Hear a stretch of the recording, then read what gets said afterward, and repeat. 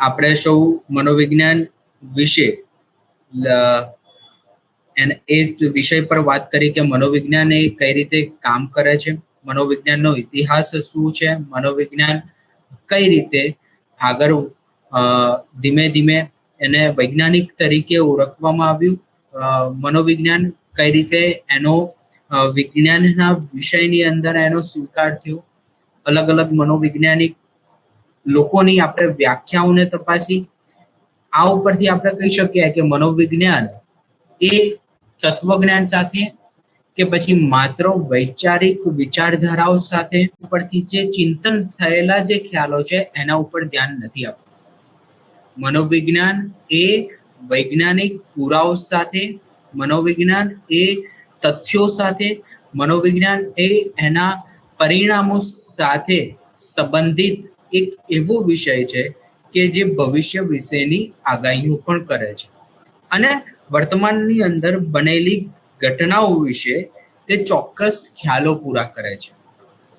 આજે આપણે મનોવિજ્ઞાનના એવા વિષયો સાથે વાત કરીશું કે જેમાં એનું ભવિષ્ય શું છે, એનું સ્વરૂપ કઈ રીતે બનાયેલું છે અને મનોવિજ્ઞાન વિષયની અંદર એના કયા કયા ફિલ્ડ છે કે એવા કયા કયા ક્ષેત્રો છે કે જ્યાં મનોવિજ્ઞાન કાર્ય કરે છે.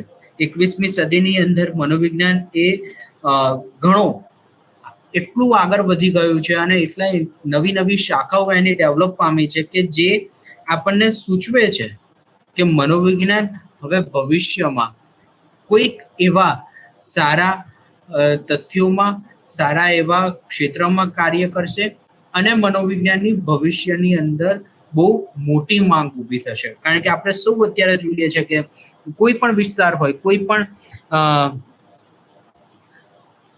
જગ્યા, કોઈ પણ પરિસ્થિતિમાં મનોવિજ્ઞાન પોતાના અલગ અલગ ખ્યાલો રજૂ કરે છે અને જ્યાં વર્તન છે, જ્યાં માનવી છે, ત્યાં મનોવિજ્ઞાન ડેફિનેટલી રહેલું છે. સો મનોવિજ્ઞાન એ એના આર્થિક રીતે અને સામાજિક રીતે, મનોવિજ્ઞાન એ બૌદ્ધિક રીતે તથ્યોને રજૂ કરે છે. તો મનોવિજ્ઞાનનું જો આપણે સ્વરૂપની વાત કરીએ તો મનોવિજ્ઞાનની દરેક ક્ષેત્રમાં નવું નવું નોલેજ પ્રાપ્ત કરે છે. મનોવિજ્ઞાનમાં ડિઝાસ્ટર્સ એટલે કે જે વાતાવરણના કારણે જે અત્યારે આપણે ગ્લોબલાઇઝેશન જોઈએ છે, વૈશ્વિક રીતે જે આપણે જોઈએ કે દરેક જગ્યાએ જે ઋતુ જે બેસવી જોઈએ એના કરતાં ક્યારેક મોડી બેસે, અથવા તો જાણે એનું ક્યાંક આપણે જોઈએ છે કે ઈરાનમાં હમણાં જ બહુ વધારે પડતી ગરમી પડી કે જેના કારણે લોકડાઉન 3 દિવસનું આપવું પડ્યું. તો આ બધું શું નિર્દેશ કરે છે કે જેના કારણે માનવીના વર્તનની અંદર ચોક્કસ રીતે બદલાવ આવે, માનવીના વિચારોની અંદર ચોક્કસ રીતે બદલાવ આવે. અને જો આ ગ્લોબલાઇઝેશનના લીધે વ્યક્તિનામાં જો આ સમસ્યા આવી રહી છે તો પછી ત્યાં આગળ જઈને સાયકોલોજી અભ્યાસ કરશે કે ભવિષ્યની અંદર કેવા પ્રોબ્લેમ્સ આવી શકે એમ છે. બાયોફિઝિક્સ હોય, બાયોકેમિસ્ટ્રી હોય, બાયોલોજી હોય, તો આ દરેક ફિલ્ડની અંદર ચોક્કસ રીતે આપણને જ્ઞાન પ્રાપ્ત થાય છે. અને જે રીતે બાયોફિઝિક્સ, બાયોકેમિસ્ટ્રીની અંદર જે અલગ અલગ ઇન્સ્ટ્રુમેન્ટ સાથે રિસર્ચિસ થાય, એ જ રીતે આ મનોવિજ્ઞાનની અંદર આવા રિસર્ચ થતા કે જેમાં અલગ અલગ મેડિકલ ઇન્સ્ટ્રુમેન્ટ્સ વપરાતા હોય.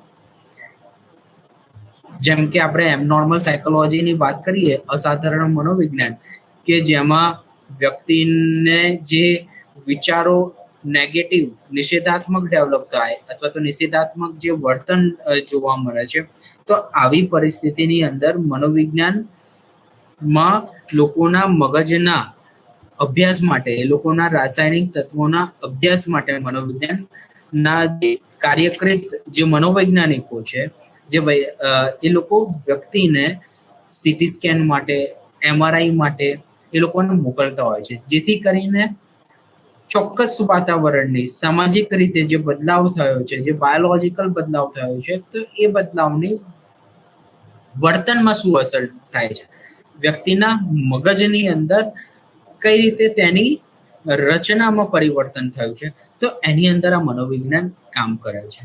મનોવિજ્ઞાન માં આપણે એવું રિસર્ચ નિર્દેશ કરે છે કે પહેલા જે વ્યક્તિઓના આજથી 100 વર્ષ પહેલા જે લોકોનો આઈક્યુ હતો નોર્મલ, અને એમાં એ નોર્મલ આઈક્યુની રેન્જના લોકો જે પોતાનું 100% બ્રેન યુઝ કરતા હતા, એની સરખામણીમાં વર્તમાન સમયમાં લોકોની મગજની રચનામાં 10% ઓછો વિકાસ જોવા મળે છે. એટલે કે અત્યારે આપણે પહેલાના લોકો જે 100% બ્રેન યુઝ કરતા હતા એના કમ્પેરમાં અત્યારે 90% યુઝ થઈ ગયું છે. એટલે કે 10%નો વિકાસ ઓછો થયો છે. પણ અત્યારની સરખામણીમાં જો જોઈએ તો આપણો 100% વિકાસ કહેવાય.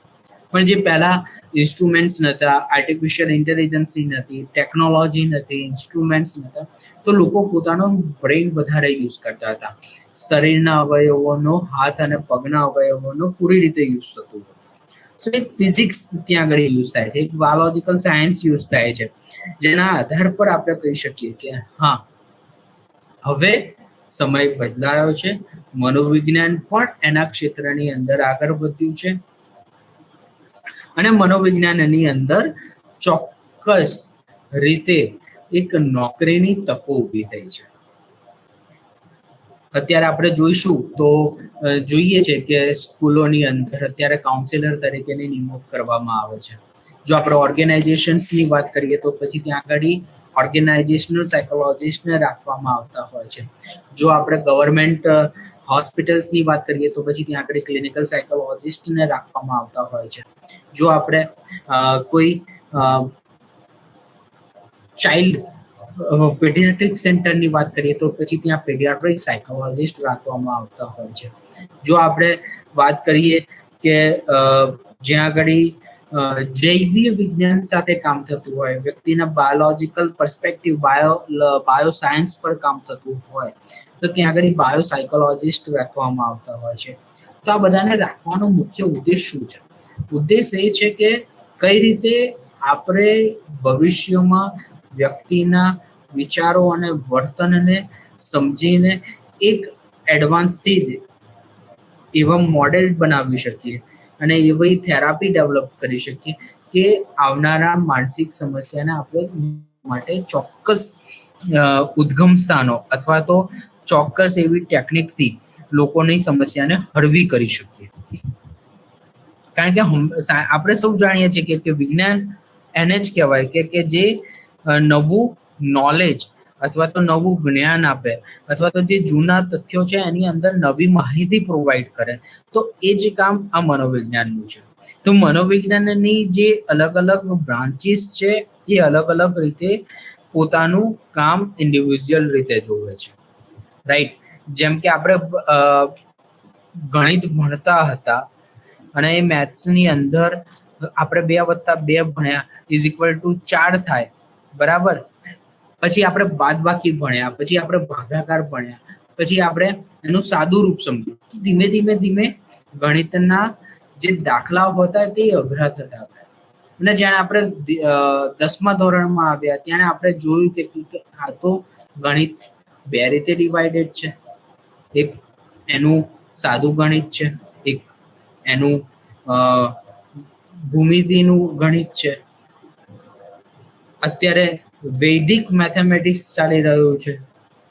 તો આ રીતે એનું મેથ્સને પણ 3 ભાગની અંદર ડિવાઈડ છે. એ રીતે વિજ્ઞાન પણ ડિવાઇડેડ છે કે બાયો સાયન્સ એટલે જૈવિક વિજ્ઞાન પણ ડિવાઇડેડ છે, કેટલુંક વૈજ્ઞાનિક પદ્ધતિઓ પણ ડિવાઇડેડ છે.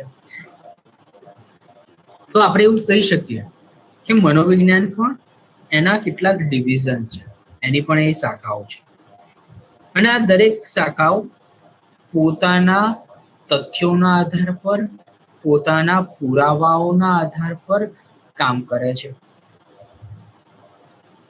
મનોવિજ્ઞાનમાં અત્યારના જે રિસર્ચ આપણે જોઈએ તો એ પ્રેરણા એટલે કે motivation, emotions, thinking, memory, sensations, perception, memory, learning pattern, behaviour modifications, thinking pattern પર કામ કરે છે. અને આ દરેક બ્રાન્ચીસમાં જેટલી પણ બ્રાન્ચીસ હવે આપણે આગળ ઇન્ડિવિજ્યુઅલી જાણે સમજીશું ત્યારે ઇન્ડિવિજ્યુઅલ બ્રાન્ચીસ પોતાના પર્સપેક્ટિવથી આ દરેક તથ્યોનો અભ્યાસ કરે. રાઈટ. લાઈક હું તમને એક્ઝામ્પલ આપીને સમજાવું કે બાયોસાયકોલોજી અને એબનોર્મલ સાયકોલોજી, આ બંને બ્રાન્ચીસ અલગ અલગ છે.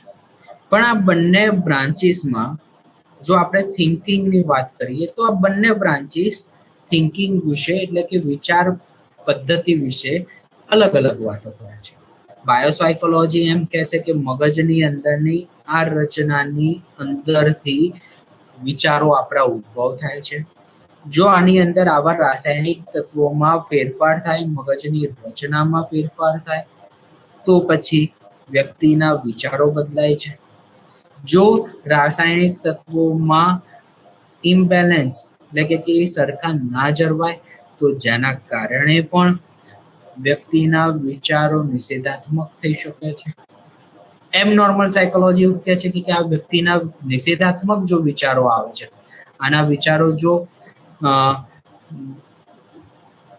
આત્મહત્યા કરવાના વિચારો આવે છે, તો એના માટે કાઉન્સિલિંગ એટલે કે સલાહ માર્ગદર્શન દ્વારા એના વિચારોને આપણે પોઝિટિવ તરફ એટલે કે વિધાયક વિચારો તરફ એને પરિવર્તિત કરી શકીએ છીએ. જૈવ ચિંતન થિંકિંગ પેટર્ન, પણ બાયોસાયકોલોજી અને એબનોર્મલ સાયકોલોજી બંને બ્રાન્ચીસ થિંકિંગના પેટર્નને પોતાના ફિલ્ડના અનુકૂળ જોશે. જો હું એવું પૂછું કે મારે દિલ્હી જવું છે, તો દિલ્હી જવાની પ્રક્રિયા અથવા તો દિલ્હી જવાનો રસ્તો કોઈ વ્યક્તિ હાઈવે કહેશે કે બાય હાઈવે જઈ શકાય, કોઈ વ્યક્તિ કહેશે કે બાય ટ્રેન જઈ શકાય, કોઈ વ્યક્તિ કહેશે કે બાય પ્લેન જઈ શકાય. જવાનું તો દિલ્હી જ છે, પણ એને દિલ્હી સુધી પહોંચવાનું અમદાવાદથી દિલ્હી જવા માટે અલગ અલગ કઈ રીતે તમે સાધનની અંદર જઈ શકો, વાહન વ્યવહારની અંદર જઈ શકો, તો એના દરેક વ્યક્તિના ઇન્ડિવિજ્યુઅલ ચોઇસ. એ જ રીતે સાયકોલોજીમાં પણ આ દરેક ક્ષેત્રો પોતાના રસ્તા પર પોતાના પદ્ધતિઓથી આ દરેક ભાગને ઓળખવાનો પ્રયત્ન કરશે, જેથી કરીને વ્યક્તિનું વર્તન, વ્યક્તિના પૂર્વગ્રહો, એના મનોવલણોને આપણે સમજી શકીએ. તો મનોવિજ્ઞાન આ ક્ષેત્રમાં સંકળાયેલું છે. મનોવિજ્ઞાનના જો આપણે અલગ અલગ બ્રાન્ચીસની વાત કરીએ તો મનોવિજ્ઞાનની અંદર બહુ જ બધી બ્રાન્ચીસ કામ કરે છે. અમેરિકન મનોવૈજ્ઞાનિક મંડળ એટલે કે અમેરિકન સાયકોલોજીકલ એસોસિએશન્સ ની વેબસાઇટ પર આપણે જોઈશું ને, તો આની 134 થી પણ વધારે શાખાઓ આપણને મનોવિજ્ઞાનની જોવા મળે છે. અને એમાંથી જે મુખ્ય શાખાઓ જે 21મી સદીમાં જે અત્યારે છેલ્લા 10 વર્ષની અંદર સૌથી વધારે જેના પર સંશોધનો થઈ રહ્યા છે અને જે મુખ્ય શાખાઓ છે એની આપણે આજે વાત કરવાની છે. તો જેની મુખ્ય શાખાઓમાં આપણે પહેલી શાખાની વાત કરીએ તો બાયોસાયકોલોજી, જૈવ મનોવિજ્ઞાન. આપણું મગજ છે ને એ બોડીના આખા શરીર તંત્રને કંટ્રોલ કરે. કેપ્ટન મગજ છે શરીરનું, અને હાથ, પગ, પેટ, નાનું આંતરડું, મોટું આંતરડું, કિડની, હૃદય, આ બધા એના સૈનિકો છે. જો કેપ્ટન અસ્વસ્થ, તંદુરસ્ત ના હોય તો પછી એના સૈનિકો પણ મેચ જીતી નહીં શકે. જો સૈનિક ખરાબ હોય પણ કેપ્ટન મજબૂત હોય તો શું થશે કે ટીમ જીતવા માટે ચોક્કસ રીતે પોતાની ભૂમિકા ભજવે. કાર્ય એક સૈનિકનું બીજા સૈનિક કેપ્ટન તરફ તેને સોંપી દેશે, પણ કેપ્ટન જ નબળો હોય તો એ સૈનિકને કંટ્રોલમાં નહીં કરી શકે. એ જ રીતે બાયોસાયકોલોજીનું કામ છે કે જે મગજ અને મગજથી ઉદ્ભવતા વર્તન ઉપર કામ કરે છે. આપણું આખું શરીરને જો કંટ્રોલ કરતું હોય તો મગજ છે. જો મગજની કોઈ રચનાની અંદર પરિવર્તન થાય તો પછી આપણા વર્તનની અંદર પણ પરિવર્તન થાય. સો મગજના ચોક્કસ ભાગમાં બદલાવ આવે છે તો અસાધારણ વર્તન ઉદ્ભવ થાય છે, અને એ પછી ન્યુરોસિસ, સાયકોસિસ, સાયકોસોમેટિક, સાયકોલોજીકલ પ્રોબ્લેમ્સમાં પરિવર્તન થાય છે. દરેક વ્યક્તિના મગજની રચના અલગ અલગ હોય છે. દરેક વ્યક્તિના મગજની અંદર પરિસ્થિતિને સામનો કરવાની ક્ષમતા અલગ અલગ હોય છે, અને આના કારણે મગજની અંદરના રહેલા રાસાયણિક તત્વો પણ એ રીતની પોતાની ભૂમિકા ભજવે છે. જેમ કે એક ઉદાહરણ આપું, 4 મિત્રો એક ગલીમાંથી પસાર થતા હોય અને એક ગલીની અંદર એ સાંકડી ગલીમાં જુએ છે કે આગળ એક કૂતરું બેઠું છે. ચારેય મિત્રો નજીક જશે તો ચારેય મિત્રોના મગજની અંદર કૂતરાને જોઈને કેટલાક રાસાયણિક પરિવર્તનો થશે. 4માંથી કદાચ કોઈ ડરતા નહીં હોય, અથવા તો 4 વ્યક્તિમાંથી કોઈ વ્યક્તિને ડર લાગે પણ બીજો વ્યક્તિ સપોર્ટમાં છે જેના કારણે ડર નહીં લાગે. પણ આ જે ઉદ્દીપક જોવે છે જેના કારણે મગજના રાસાયણિક તત્વોમાં અને એના મગજના ચોક્કસ ભાગમાં કેટલીક અસરો જોવા મળે છે. આ અસરો વ્યક્તિના વર્તનમાં જોવા, જે આપણા આવેગને પણ કંટ્રોલ કરે છે, આપણા મોટિવેશન્સને પણ કંટ્રોલ કરે છે. સો બાયોસાયકોલોજીની અંદર એવા સંશોધનો થાય કે અલગ અલગ પરિસ્થિતિમાં જે ઉદ્દીપકો રજૂ થતા હોય તો આની અંદર ઓછો અને વત્તામાં જે બદલાવ થાય અને એ વત્તા ઓછાના બદલાવમાં કેવા પ્રકારનો બદલાવ થાય, કેવા પ્રકારનું વર્તન જોવા મળે, તો એની અંદર આ બાયોસાયકોલોજીની આખી બ્રાન્ચ કામ કરશે. એના પછી છે કોગ્નિટિવ સાયકોલોજી. જો કોગ્નિટિવ સાયકોલોજીની આપણે વાત કરીએ તો આ શાખા એબિલિટીઝ, બૌદ્ધિક ક્ષમતાઓ વ્યક્તિની કઈ રીતે કાર્ય કરે છે એના ઉપર કામ કરશે. જેમ કે thinking pattern, problem solving, decisions making, language, reasoning, આ બધા પર કોગ્નિટિવ સાયકોલોજીની શાખા કામ કરે છે, જેને બૌદ્ધાત્મક મનોવિજ્ઞાન તરીકે ઓળખવામાં આવે છે. વ્યક્તિ અલગ અલગ પરિસ્થિતિમાં કઈ રીતે સમસ્યા ઉકેલ કરે છે, કઈ રીતે ઉદ્દીપકોને વિચારતા શીખે છે, કઈ રીતે એના વિચારો બદલાય છે, કઈ રીતે એની ભાષામાં બદલાવ આવે છે. તો આની ઉપર કામ કરવાનું કાર્ય બોધાત્મક મનોવિજ્ઞાનનું છે. જન્મ જે બાળકનો થાય છે ત્યારથી લઈને વૃદ્ધાવસ્થા લોકોના વ્યક્તિઓની ઉપર સંશોધનો કરે છે. અત્યારે આપણે શું જોઈએ છે કે ઘણા બધા બાળકોની અંદર ભાષા વિકાસ બહુ ઓછો જોવા મળે છે. 4-12 વર્ષના બાળકનો જો આપણે ભાષાની વાત કરીએ તો એટલીસ્ટ એ સેન્ટેન્સીસ બોલતા શીખી જાય, વિધાન વાક્યો બોલતા શીખી જાય, વાતચીત કરતા શીખી જાય. પણ આજે મોબાઈલના કારણે કેટલાક બાળકોમાં ભાષા વિકાસ ડેવલપ થતો જ નથી. તો કોગ્નિટિવ સાયકોલોજી એના ઉપર કામ કરશે કે શેના કારણે વ્યક્તિનો આ એરિયા ડેવલપ નથી થતો. બ્રોકાસ એરિયામાં મગજના જે લેંગ્વેજનો જે પાર્ટ છે, તો કોગ્નિટિવ સાયકોલોજી એનો અભ્યાસ કરશે કે જે કઈ રીતે આ બ્રોકાસ એરિયા ડેવલપેડ નથી અને કઈ રીતે આપણે આ ભાષા વિકાસને ફરીથી ડેવલપ કરીશું. એવી તો કઈ કઈ ટેકનિક છે, પ્રવિધિઓ છે કે જેનાથી આપણે બાળકની અંદર ભાષાને ડેવલપ કરીશું. ટેકનોલોજીના મારફતે બાળકની અંદર કઈ રીતે સમસ્યા ઉકેલ સાધવાની ક્ષમતાને વિકસિત કરી શકાય. કોગ્નેટિવ સાયકોલોજી અત્યારના સંશોધન એવું બતાવે છે, એક એનો ઉદાહરણ આપીને કહું તો, કે જે વ્યક્તિ મોબાઈલની અંદર ગેમ્સ રમે છે અને જે વ્યક્તિ અલગ અલગ ઉદ્દીપકોની અંદર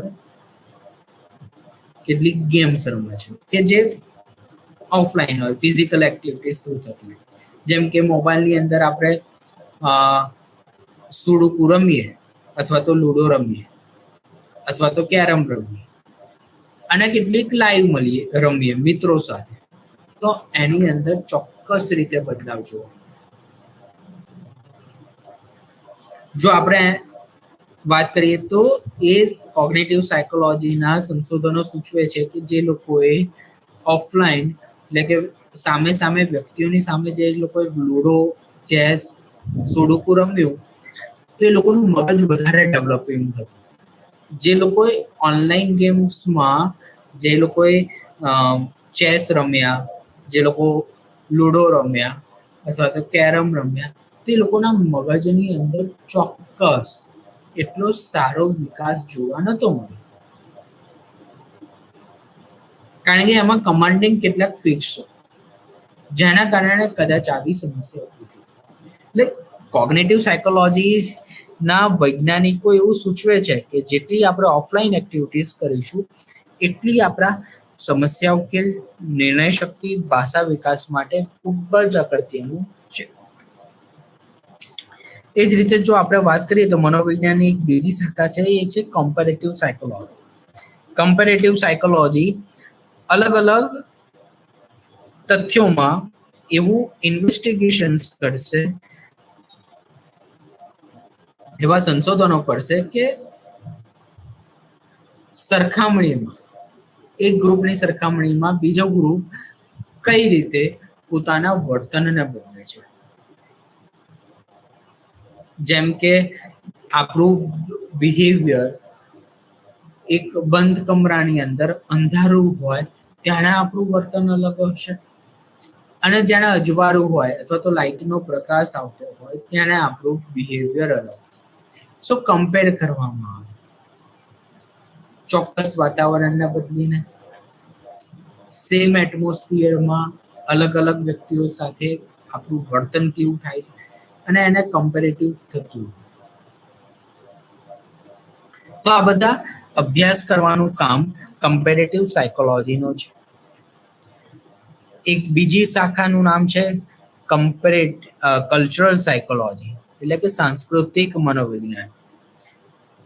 સાંસ્કૃતિક મનોવિજ્ઞાનનું કામ જે લોકોની સાંસ્કૃતિક વિચારધારાઓ સાથે જે લોકો કામ કરે છે અને એ લોકોના બહાર મોડર્ન લાઈફસ્ટાઈલની અંદર સમાયોજન સાધવાનું છે, તો વ્યક્તિનું વર્તન જેના કારણે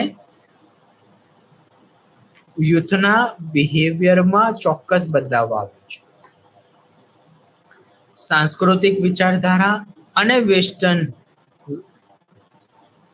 થોટ પ્રોસેસ, આ બંનેના થોટ પ્રોસેસમાં અત્યારનો યુવાન કોમ્પ્લેક્સિટીની અંદરથી સફળ થઈ રહ્યું છે. તો કલ્ચરલ સાયકોલોજી એ અભ્યાસ કરશે કે કઈ રીતે સાંસ્કૃતિક વિચારધારા સાથે નવી વિચારધારાને જાળવી રાખીને વ્યક્તિ સમાયોજન સાધતા શીખે, વ્યક્તિને કોઈ વાર્તનિક સમસ્યા ના થાય. તો આ સાંસ્કૃતિક મનોવિજ્ઞાનનું આ કાર્યક્ષેત્ર છે. એક્સપેરિમેન્ટલ સાયકોલોજી એટલે કે પ્રાયોગિક મનોવિજ્ઞાન. આપણે આગળ એક્સપેરિમેન્ટલ સાયકોલોજીના કેટલાક પ્રયોગોની વાત કરીશું. કદાચ આપણામાંથી કોઈ પાવલો, સ્કિનર, બાન્ડુરા, મેકડુગલ આ બધા મનોવૈજ્ઞાનિકોના નામથી પરિચિત હશે. અને આ લોકોએ જે પ્રયોગો દ્વારા જે સિદ્ધાંતો સમજાવ્યા છે તેનાથી પણ તમે પરિચિત છો. જેમ કે પાવલોવે જે કૂતરા પર પ્રયોગ કર્યો, જેને આપણે શાસ્ત્રીય અભિસંધાન તરીકે ઓળખીએ છીએ, અને એના ઉપરથી એમણે જે ટેકનિક બતાવી, પ્રવિધિ બતાવી કે આપણે અલગ અલગ પરિસ્થિતિમાં કઈ રીતે અભિસંધાન કરીએ છીએ અને એમાંથી આપણને ચોક્કસ પ્રકારનું શિક્ષણ પ્રાપ્ત થાય છે. તો જેને સમજાવવાનું કામ આ પ્રાયોગિક મનોવિજ્ઞાનનું છે. પ્રાયોગિક મનોવિજ્ઞાનમાં ફિઝિયોલોજીકલ, બાયોલોજીકલ બેસિસ પર memory, thinking, sensations, perceptions, motivation, emotions, physiological ચેન્જીસમાં અભ્યાસ થાય છે અને તેના વર્તનની અંદર કેવા બદલાવ જોવા મળે છે ને એના ઉપર પ્રાયોગિક મનોવિજ્ઞાનની બ્રાન્ચ કામ કરે છે.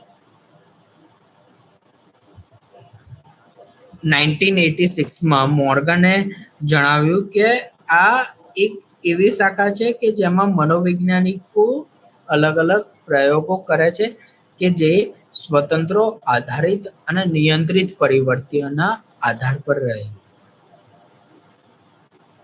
સો આ પણ એક સારી એવી શાખા છે. પછી છે જેન્ડર સાયકોલોજી, એટલે કે આ શાખા વ્યક્તિના જેન્ડર આઈડેન્ટિટી અને એમના રોલ ઓફ જેન્ડરની લાઈફ પર, વ્યક્તિના જીવન ફલક પર, લાઈફ સ્પેન પર શું અસર થાય છે એનો અભ્યાસ કરે છે. જેમ કે એલજીબીટી કોમ્યુનિટી, મેલ, ફિમેલ, આ બધાનું એક વાતાવરણની અંદર કેવું વર્તન જોવા મળે, કેવી વિચારો જોવા મળે અને કઈ રીતે આ અરસપરસમાં આ જેન્ડર એકબીજાથી અલગ પડે છે એનો અભ્યાસ જેન્ડર સાયકોલોજીની બ્રાન્ચ કરતી હોય છે. પછી છે લર્નિંગ સાયકોલોજી. લર્નિંગ સાયકોલોજી ના મનોવૈજ્ઞાનિકો અલગ અલગ લર્નિંગ થિયોરીઝ ડેવલપ કરે, અલગ અલગ પ્રિન્સિપલ્સ બનાવે છે કે જેમાં માનવ જાણે સમસ્યાની અંદર ઊભો થાય તો કઈ રીતે સમસ્યામાંથી બહાર નીકળવા માટે પોતાનું શિક્ષણ જાતે પ્રાપ્ત કરે છે. તો એની અંદર આ મનોવિજ્ઞાનની બ્રાન્ચ કામ કરે. જેમ કે કોરોનાની અંદર શરૂઆતમાં 15 દિવસનું લોકડાઉન પડ્યું, 20 દિવસનું લોકડાઉન પછી પડ્યું, પછી 3 મહિનાનું લોકડાઉન પડ્યું. તો આ 3-4 મહિના પછી પણ કેટલાક લોકડાઉન ચાલુ હતા અને આની અંદર ઘણા બધા વિદ્યાર્થીઓનો અભ્યાસ બગડતો. તો એ અભ્યાસ બગડે નહીં એના માટે આપણી સરકારે ઓનલાઈન એજ્યુકેશન સ્ટાર્ટ કર્યું અને આ એજ્યુકેશનના મદદથી ઘણા બધા વિદ્યાર્થીઓ એજ્યુકેશન્સને અચીવ કર્યું. તો આપણે શું કર્યું?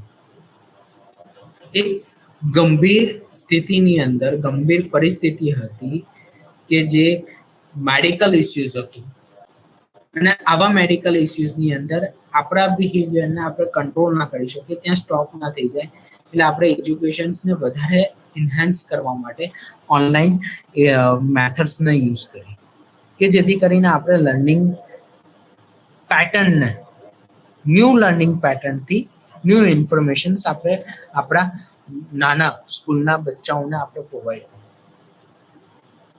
અને આ વસ્તુ વિશે કદાચ આપણે કોરોના પહેલા નહીં વિચાર્યું હોય કે એક સમય એવો આવશે અને આપણે બધા ઓનલાઈન એજ્યુકેશન્સથી આપણી ડિગ્રીને પણ લઈશું, આપણને માર્કશીટ પણ મળશે, પણ એ સાબિત થયું. તો લર્નિંગ સાયકોલોજીનું કામ આ છે કે અલગ અલગ પરિસ્થિતિમાં જ્યારે માનવીની સમસ્યા વધે છે ત્યારે માનવી કઈ રીતે સમસ્યાને હલ કરવા માટે સમસ્યા ઉકેલ કરે, સાધે છે અને એની નવા નવા પ્રિન્સિપલ્સ, નવા નવા સિદ્ધાંતો, નવા નવા નિયમો ડેવલપ કરવાનું કામ લર્નિંગ સાયકોલોજીનું છે. પછી જે વ્યક્તિત્વનું મનોવિજ્ઞાન, પર્સનાલિટી સાયકોલોજી. પર્સનાલિટી સાયકોલોજીની અંદર વ્યક્તિત્વ સાથે સંબંધિત બહુ ઘણી બધી સિદ્ધાંતો કામ કરે છે, જેમ કે સિગમન્ડ ફ્રોઈડનો સિદ્ધાંત, એરિક્સનનો સિદ્ધાંત, વોટસનનો સિદ્ધાંત, પાવલોવનો સિદ્ધાંત. આ બધા સિદ્ધાંતો વ્યક્તિત્વના સાથે સંબંધિત છે. એટલે આ મનોવૈજ્ઞાનિકો જે લોકો પર્સનાલિટી સાયકોલોજીની બ્રાન્ચીસમાં કામ કરે છે, એવા તમામ સાયકોલોજિસ્ટ વ્યક્તિની સમસ્યાને નિવારવા માટે કેવા પ્રકારની વ્યક્તિત્વ તુલાવ અથવા તો વ્યક્તિત્વની ક્ષમતાઓ વાપરે છે એના ઉપર કામ આ પર્સનાલિટી સાયકોલોજીની બ્રાન્ચ કરે છે. પછી છે શરીરલક્ષી મનોવિજ્ઞાન. શરીરલક્ષી મનોવિજ્ઞાન અલગ અલગ પરિસ્થિતિમાં આપણું શરીર કેવું અનુભવે છે, કેવું વિચારે છે અને એના જાણના કારણે આપણે અનુભવ્યા પછી કયા પ્રકારનું વર્તન કરે છે, એના ઉપર આ વ્યક્તિત્વ લક્ષી મનોવિજ્ઞાનના સપોર્ટ સાથે શરીરલક્ષી મનોવિજ્ઞાન કામ કરશે. શરીરલક્ષી મનોવિજ્ઞાન માત્ર ને માત્ર એક શાખા નથી, પણ એ બીજી બધી શાખાઓ સાથે પણ સંકળાયેલી એક શાખા. આમ તો મનોવિજ્ઞાનની દરેક શાખા એકબીજા શાખાની મદદ કરે જ છે, પણ આ શરીરલક્ષી મનોવિજ્ઞાન વધારે એકબીજા બ્રાન્ચીસની મદદ લે છે, જેમ કે ન્યુરોબાયોલોજી, ન્યુરોલોજી, ન્યુરોસાયકોલોજી, બાયોસાયકોલોજી. તો આ ફિઝિયોલોજીકલ સાયકોલોજી અલગ અલગ શાખાઓના અને એને તેના ફંક્શનને અભ્યાસ પણ કરતું એક શાખાનું મનોવિજ્ઞાન છે. પછી છે સેન્સેશન્સ એન્ડ પરસેપ્શન સાયકોલોજી. આ મનોવિજ્ઞાનની નવી શાખા છે અને મનોવિજ્ઞાનની આ શાખાની અંદર જો આપણે વાત કરીએ તો વ્યક્તિનું પ્રત્યક્ષીકરણ કેવું છે અને આ પરસેપ્શન્સ કઈ રીતે અલગ અલગ ઉદ્દીપકોને મિસઇન્ટરપ્રેટ કરે છે. આપણને સૌને તુલસીદાસની એક ઘટના યાદ, કાળિદાસની એક ઘટના યાદ છે કે જેમણે સાપને દોરડું સમજીને પકડીને ઉપર ચડી ગયા હતા અને એમણે પારીને કૂદી હતી. તો એક ઇલ્યુઝન્સ. એ જ રીતે કેટલાક ઘણા બધા ઇલ્યુઝન્સ આપણને થતા. જો આપણે ઉનાળાની અંદર લાંબો રસ્તો જો સીધો હાઈવેનો કાપતા હોઈએ તો આપણને કેટલુંક મૃગજળ જેવી ઘટના દૂર ડેવલપ થઈ છે ને એવો આપણને આભાસ થશે. પણ જ્યારે આપણે એ મૃગજળ પાસે પાણી હોય દૂર એવો જે આભાસ થાય છે, જેને આપણે જેમ જેમ રસ્તો આગળ કાપીશું એમ આપણને લાગશે કે આગળ પાણી છે જ નહીં, આગળ સમુદ્ર છે જ નહીં, અથવા તો આગળ તળાવ છે જ નહીં. આ તો આ મારા મગજનો ખોટો વહેમ છે. તો વ્યક્તિને આવું કેમ થાય છે અને એને નિવારવા માટે વ્યક્તિએ કઈ રીતે નવી વિચારધારા બનાવવી જોઈએ અને કઈ રીતે પોતાના પરસેપ્શનને બદલવું જોઈએ, એના ઉપરનો અભ્યાસ કરવાનું કામ સેન્સેશન્સ અને પરસેપ્શન સાયકોલોજીનું છે. પછી છે સમાજલક્ષી મનોવિજ્ઞાન. સમાજલક્ષી મનોવિજ્ઞાન વ્યક્તિના સામાજિક વર્તન ઉપર ધ્યાન આપે છે. વ્યક્તિનું સમાજમાં કેવું મનોવલણ છે, એનું કમ્ફર્ટ ઝોન કેવું છે, ક્યારે વ્યક્તિ ગુસ્સો કરે છે, કેવી પરિસ્થિતિમાં વ્યક્તિ સમાયોજન સાધે છે. આ દરેકનો અભ્યાસ સમાજલક્ષી મનોવિજ્ઞાનની શાખા કરશે. સમાજલક્ષી મનોવિજ્ઞાન એક એપ્લાઇડ બ્રાન્ચીસ છે, એટલે કે આ સમાજની અંદર જઈને એનો પ્રેક્ટિકલ એક્સપોઝર્સ કરશે, એને સમજવાની કોશિશ કરશે. જે સામાજિક સમસ્યાઓ નવી નવી જે આપણને જોવા મળે છે તો એમાં આ શાખા પોલિટિકલ, સામાજિક રીતે, બાયોલોજીકલ રીતે પણ બીજા અન્ય વિજ્ઞાનોની શાખાની મદદ લેશે અને વ્યક્તિ માટે નવી શાખાઓને ડેવલપ કરતી આ બ્રાન્ચ છે, આ શાખા છે. પછી જો આપણે વાત કરીએ તો ક્લિનિકલ સાયકોલોજી, ચિકિત્સાત્મક મનોવિજ્ઞાન. કોણ વ્યક્તિ ચિકિત્સાત્મક મનોવૈજ્ઞાનિક તરીકે કાર્ય કરી શકે? તો દરેક કન્ટ્રીઝની અંદર ચિકિત્સાત્મક મનોવિજ્ઞાન ના રૂલ્સ એન્ડ રેગ્યુલેશન અલગ છે. જો આપણા ભારતની વાત કરીએ તો જે લોકો પાસે લાયસન્સ છે અથવા તો કેટલાકની પાસે પ્રોફેશનલ ડિપ્લોમાનો કોર્સ કરેલો છે અથવા તો કોઈ વ્યક્તિએ પીએચડી ઇન ક્લિનિકલ સાયકોલોજી અથવા તો સાયડી કરેલ છે, એવા જ વ્યક્તિ એઝ અ ક્લિનિકલ સાયકોલોજીસ્ટ તરીકે કાર્ય આ શાખાની અંદર કરી શકે. આ એક મેડિકલ ફિલ્ડ છે ક્લિનિકલ સાયકોલોજી, કે જેમાં વ્યક્તિના અસાધારણ વર્તન અને એના વિચારો સાથે કામ કરવામાં આવે છે.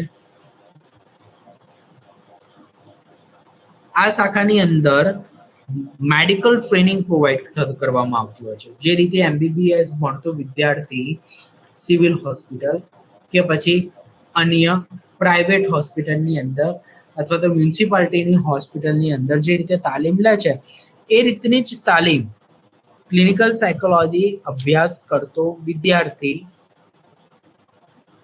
તાલીમ લેતો હોય છે અને ભવિષ્યમાં ક્લિનિકલ એરિયાની અંદર કામ કરે છે, જેમાં ડિપ્રેશન, વર્તન સાથે સંબંધિત સમસ્યાઓ, anxiety disorders, schizophrenia, bipolar mood disorders, personality disorder સાથે આ ક્લિનિકલ સાયકોલોજીની બ્રાન્ચ કામ કરશે. પછી છે જૂથ મનોવિજ્ઞાન, એટલે કે કોમ્યુનિટી સાયકોલોજી. આપણે બધા અલગ અલગ કોમ્યુનિટીમાંથી બિલોંગ કરીએ છીએ અને આપણા બધાની કોમ્યુનિટી એ રિલિજન વાઇઝ હોય છે, કલ્ચરલ બેઝ હોય છે અથવા તો વિસ્તાર બેઝ હોય છે. જેમ કે શહેર અને ગામડા.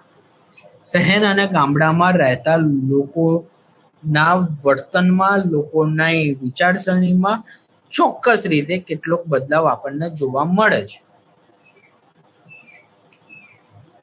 જેમ કે જે વસ્તુ શહેરમાં રહેતો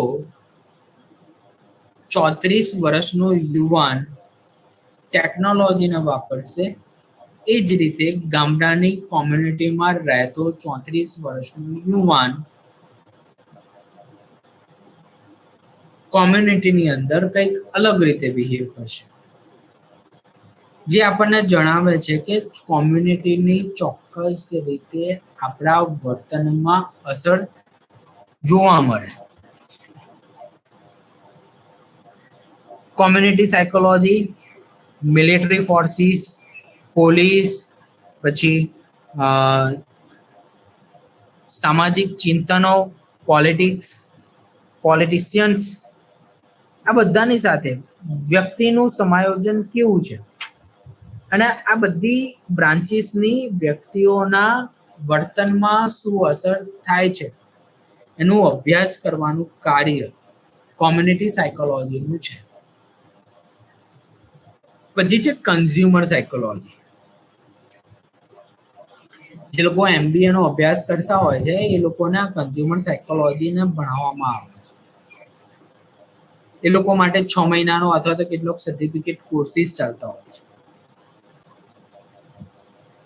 આ બ્રાન્ચીસમાં કસ્ટમર સાથે, એટલે કે કન્ઝ્યુમર્સના કેરેક્ટરિસ્ટિક્સ કેવા હોય, કઈ રીતે આપણે કન્ઝ્યુમિંગ વધારી શકીએ, કસ્ટમર્સને વધારી શકીએ, આ શાખા આવા સંબંધિત વિજ્ઞાનનો, આવા સાથે સંબંધિત વર્તનનો અભ્યાસ કરશે.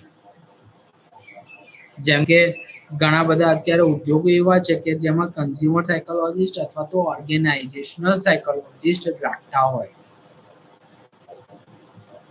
પછી છે કાઉન્સિલિંગ સાયકોલોજી, સલાહલક્ષી મનોવિજ્ઞાન. સલાહલક્ષી મનોવિજ્ઞાન અને જે વ્યક્તિના સમસ્યાઓને નિવારી શકે, જેમ કે પતિ પત્નીના ઝઘડા, કેટલાક ઇમોશનલ ડિસ્ટર્બન્સીસ, કેટલાક ક્લિનિકલ ડિસ્ટર્બન્સીસ, કેટલાક ચાઇલ્ડના બિહેવિયર રિલેટેડ ઇસ્યુઝ, આ બધામાં કાઉન્સિલિંગ ટેકનિકની મદદથી વ્યક્તિને મદદ કરવામાં આવે છે કે વ્યક્તિ કઈ રીતે સમસ્યાને સોલ્વ કરે, અને એ પણ without help.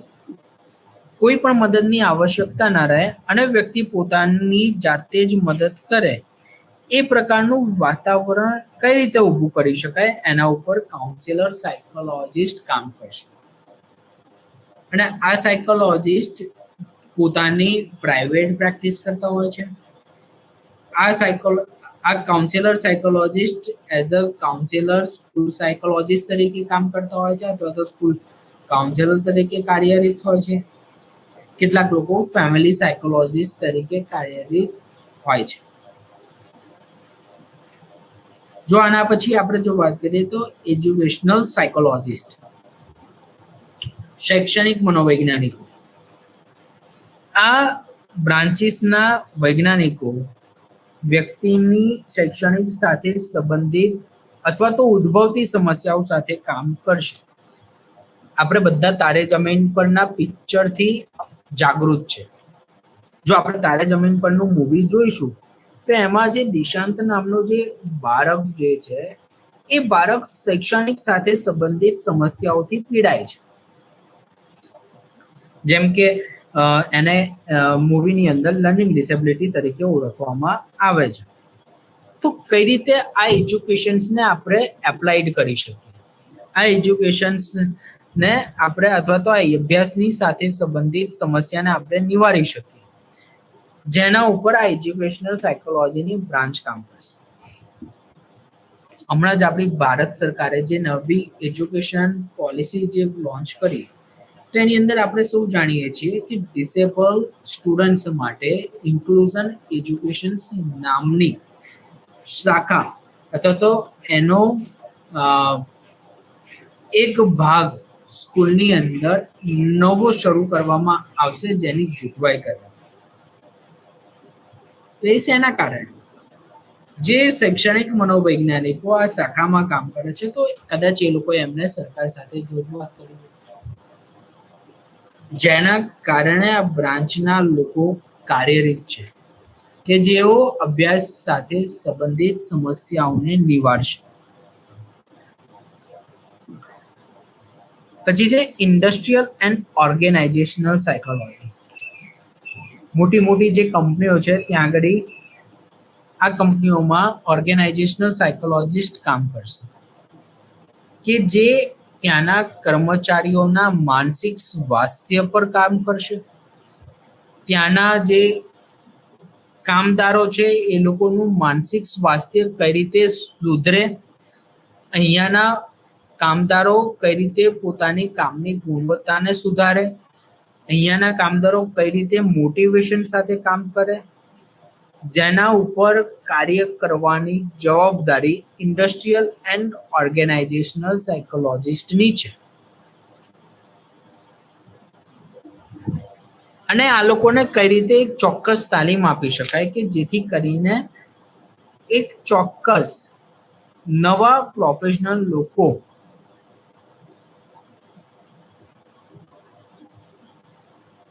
Without stress, without anxiety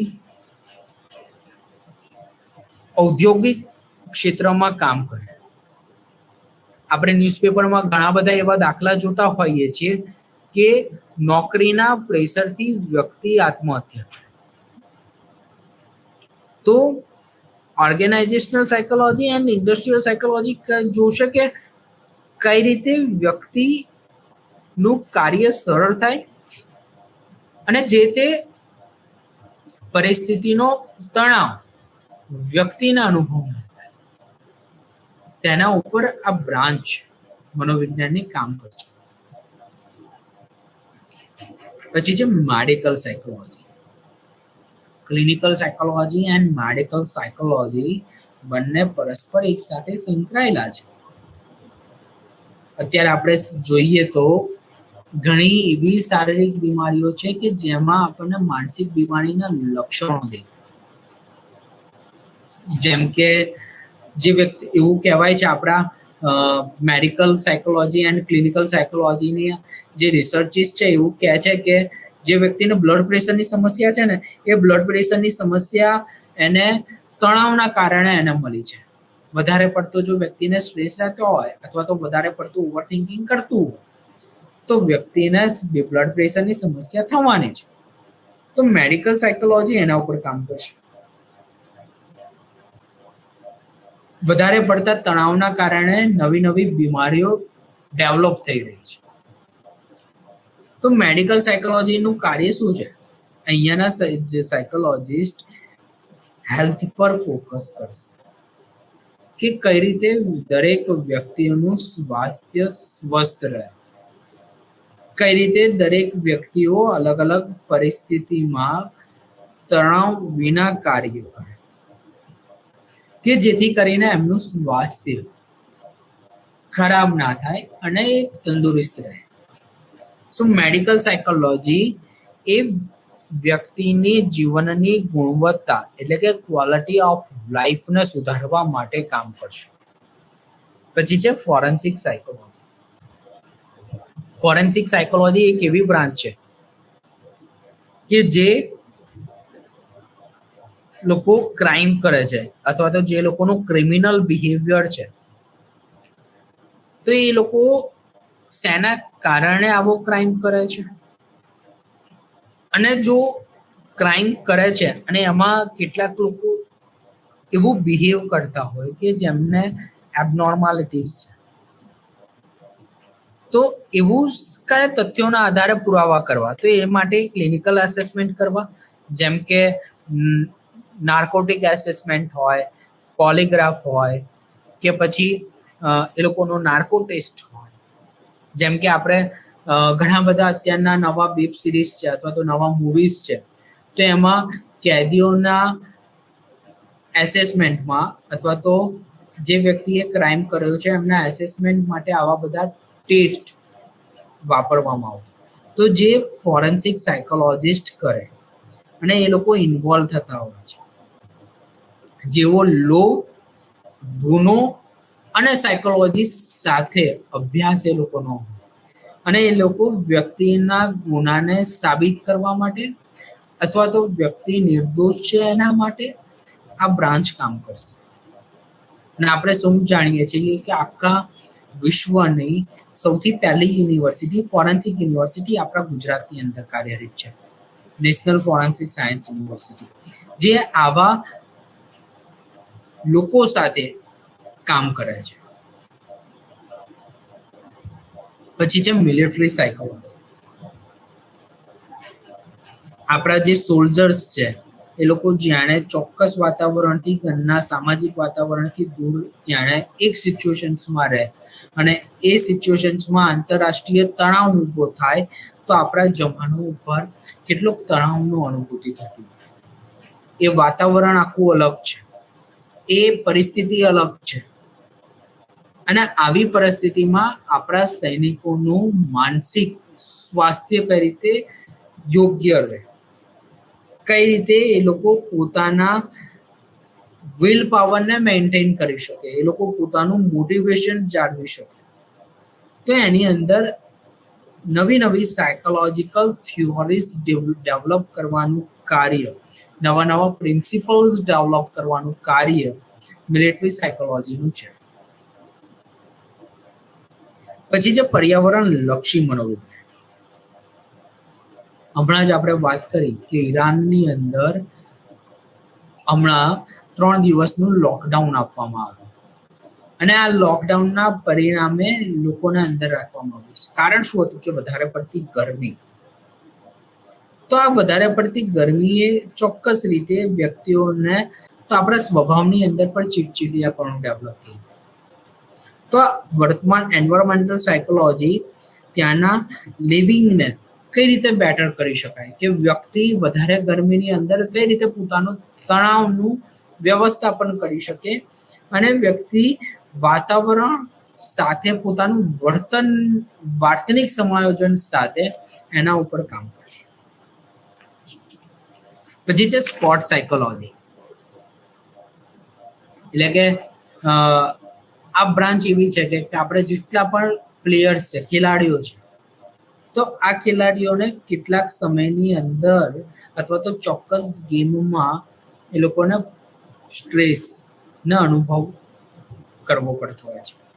જો આપણે આપણા ભારતીય ક્રિકેટની વાત કરીએ, બરાબર, તો આપણે મહેન્દ્રસિંહ ધોનીની વાત કરીએ તો એને કેપ્ટન કુલ તરીકે ઓળખવામાં આવે છે. જાણે કેટલાક ખેલાડીઓ એવા હોય છે કે જેમને મેચની અંદર ક્યારેક ગુસ્સો વધારે જોવા મળતો હોય, કેટલાક લોકોના બિહેવિયરની અંદર ક્યારેક ચિલ્લાવતા જોવા મળતા હોય છે. જો જાણે એ જ સરખામણીમાં જો આપણે મહેન્દ્રસિંહ ધોનીની વાત કરીએ તો એ કેપ્ટન કુલ છે.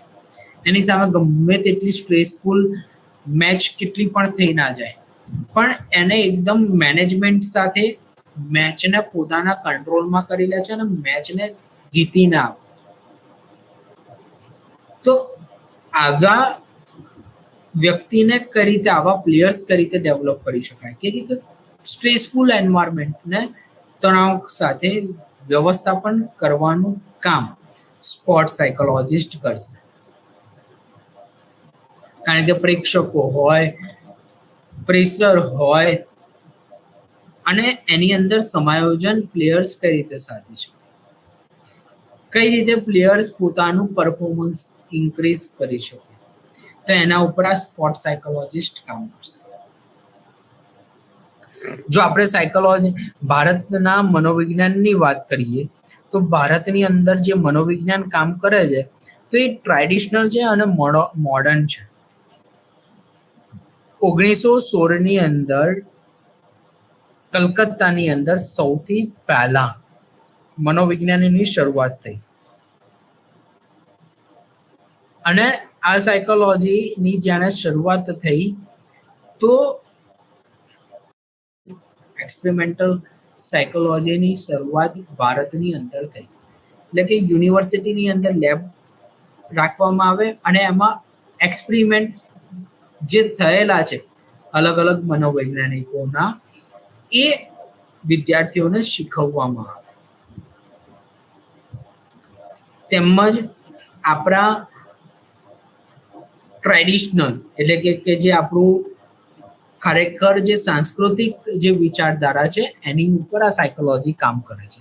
જેમ કે વેદાસ, આપણા યોગ સૂત્રાસ, ગીતા ની અંદર જે વિચારધારાઓ રજૂ થઈ છે એના ઉપર ભારતલક્ષી મનોવિજ્ઞાન કામ કરે છે.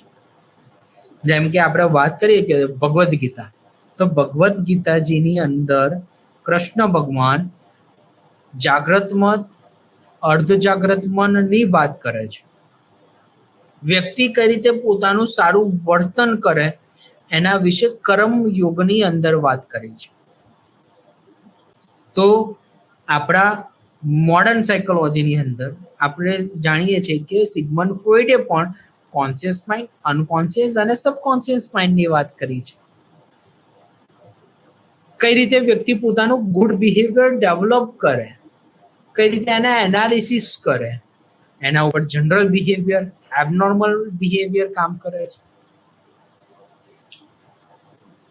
અને આ જ કામ ભારતલક્ષી મનોવિજ્ઞાનનું છે. એટલે ભારતમાં મનોવિજ્ઞાન એ ટ્રેડિશનલ સાયકોલોજી સાથે પણ ડેવલપ થયેલું છે અને મોડર્ન સાયકોલોજીની અંદર પણ ડેવલપ થયેલું છે. 1958ની અંદર 1958માં સિન્હા નામના જેપી સિન્હાએ આ બધાનો અભ્યાસ કર્યો, જેમાં એમણે મોડર્ન સાયકોલોજી સાથે એટલે કે નવી વિચારધારા સાથે Jainism psychology, Buddhism psychology, Hinduism psychology, yoga psychology અને ઓરિએન્ટેશન સાયકોલોજીનો ખ્યાલ આવે અને કઈ રીતે આ સાયકોલોજી કાર્યરત છે એના ઉપર જેપી સિન્હાના ઘણા બધા સંશોધનો અને પૂર્વ સંશોધનો અવેલેબલ છે ના હાલમાં પણ આ દરેક ક્ષેત્રમાં કાર્ય થઈ રહ્યું છે, નવા નવા સંશોધનો થઈ રહ્યા છે. આપણી વિચારધારા સાંસ્કૃતિક અને સામાજિક મૂલ્યો પર આધારિત છે. જેને આપણે આપણા સમાજની અંદર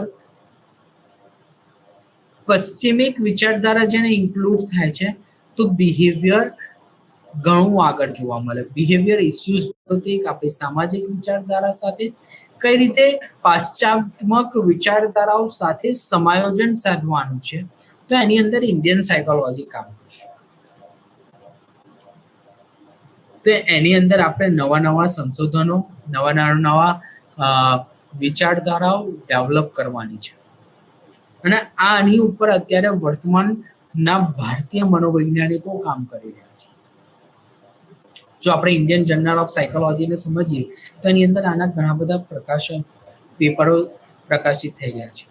જો અત્યારે આપણે નવી સાયકોલોજીની અંદર જેટલી પણ નવી કોન્ફરન્સ થાય છે તો એમાં એક સબ થીમ રાખવામાં આવે છે ઇન્ડિયન સાયકોલોજી, કે જે વિચારધારાઓ પર વ્યક્તિની ભારતીય વિચારધારાઓ પર વ્યક્તિના કેવા વર્તન અને કઈ રીતે એના ખ્યાલો રહેલા છે એના ઉપર અભ્યાસ કરે. એટલે કે આપણું જો મનોવિજ્ઞાન છે ને એ ટ્રેડિશનલ પણ છે અને મોડર્ન પણ છે અને એની અંદર આપણે સમાયોજન સાધવું. તો હવે જો આપણે વાત કરીએ તો આપણે આજના પૂરા ક્લાસની અંદર અને ભારતમાં આપણે કઈ રીતે વૈચારિક અને સાંસ્કૃતિક વિચારધારાઓ સાથે શીખીએ છીએ અને એમાં મોડર્ન સાયકોલોજી કઈ રીતે કાર્યરત છે એના વિશે સમજીએ. આગળના ક્લાસમાં હવે આપણને નેક્સ્ટ પેપરની અંદર નવા યુનિટની અંદર આપણે સમજીશું કે કઈ રીતે આપણું પરસેપ્શન્સ, આપણું પ્રત્યક્ષીકરણ કામ કરે છે અને પ્રત્યક્ષીકરણના અલગ અલગ નિયમો કેવા છે એના વિશે વાત કરીશું. Thank you very much.